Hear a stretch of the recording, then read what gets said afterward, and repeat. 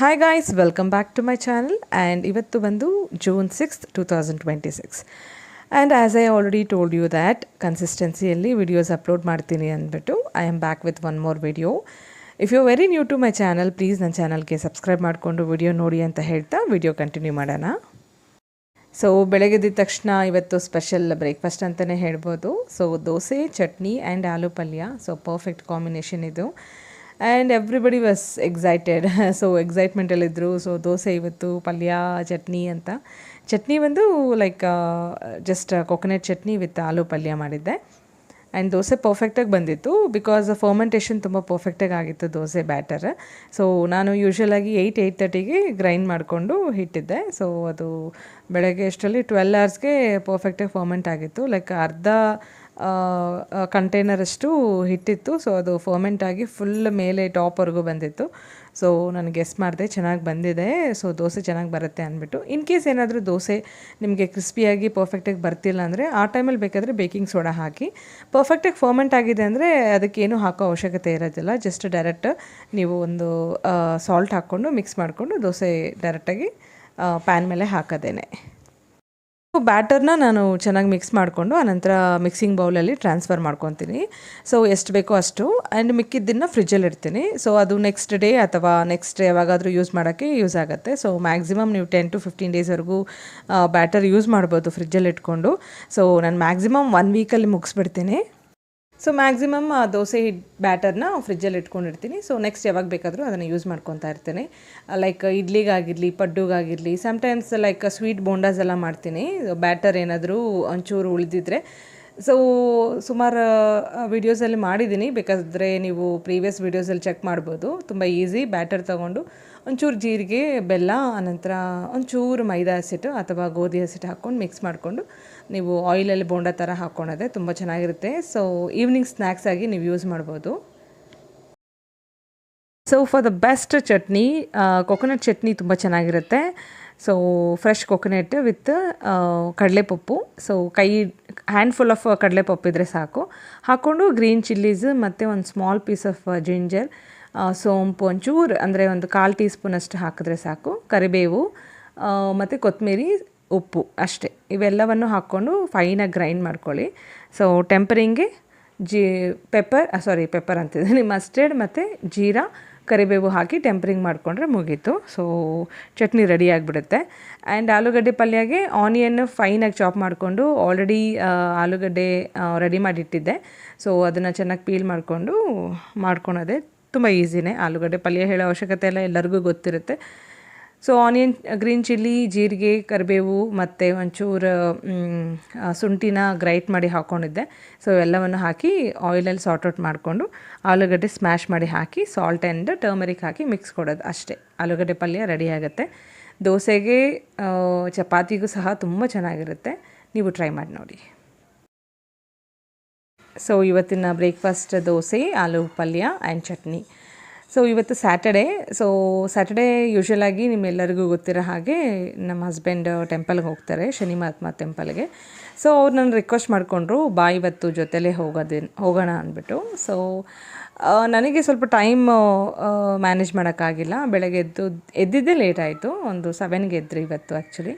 So ಎದ್ದು ದೋಸೆ ಮಾಡಿ, ಚಟ್ನಿ ಮಾಡಿ, ಆಲೂಗಡ್ಡೆ ಪಲ್ಯ ಮಾಡಿ ಎಲ್ಲ ಆಗೋಷ್ಟರಲ್ಲಿ 9:30 ಆಯಿತು.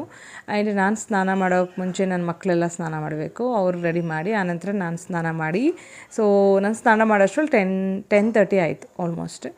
ಸೊ ನಂಗೆ ತುಂಬ ಹಶ್ವಾಗ್ತಿತ್ತು. ಸೊ ನಾನಂದೆ ಓಕೆ ಇವತ್ತು ನನಗೆ ಬರೋಕ್ಕಾಗಲ್ಲ ಅಂತಂದರೆ ಅವ್ರಿಗೆ ಕೋಪ ಬಂದುಬಿಡ್ತು.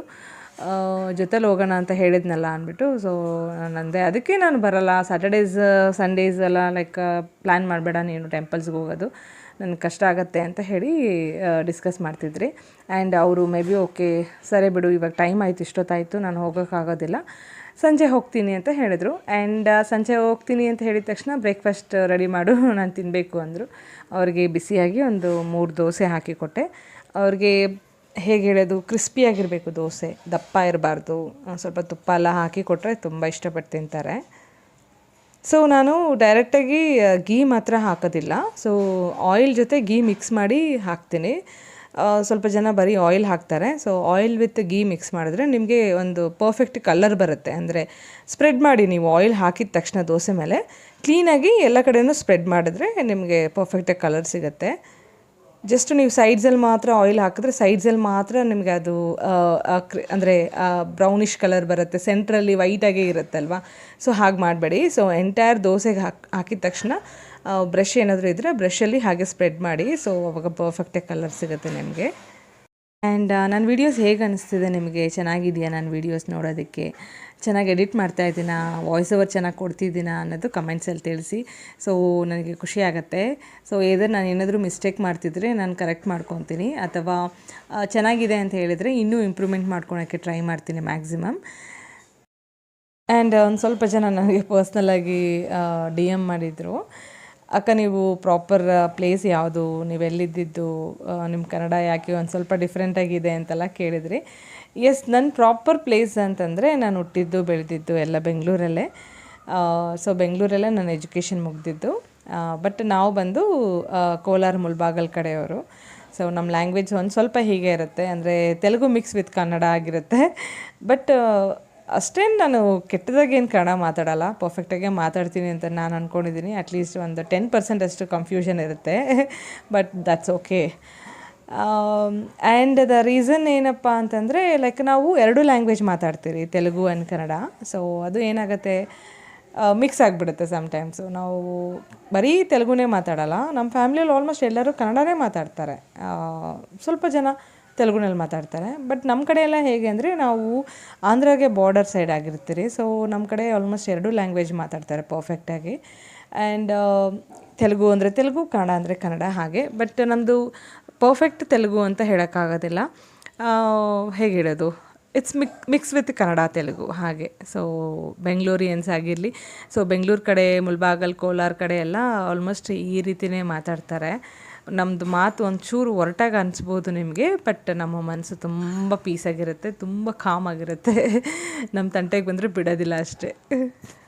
ಆ್ಯಂಡ್ ನನ್ನ ಫಾದರ್ ಬಂದು ಈಸ್ ಫ್ರಮ್ ಚಿಕ್ಕಮಂಗ್ಳೂರು, ಕಡೂರು ನಮ್ಮ ಅಪ್ಪದು.